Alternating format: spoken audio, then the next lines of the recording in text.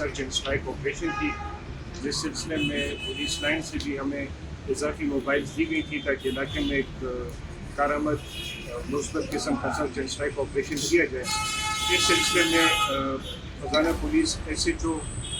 سلیم خان اور رحمت اللہ D S P صاحب کی قیادت میں یہ علاقے میں موجود تھے۔ اس دوران ان کو اطلاع ملی کہ مقدمہ علت ہے 426 22/4/2020، جرم ہے 11C CNSA، جس میں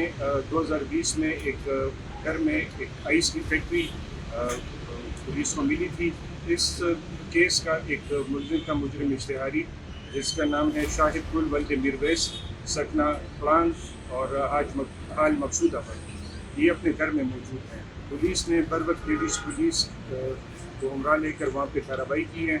اور وہاں پہ جا کر جو ہے تو گھر میں جب تلاشی لی ہے تو ملزم تو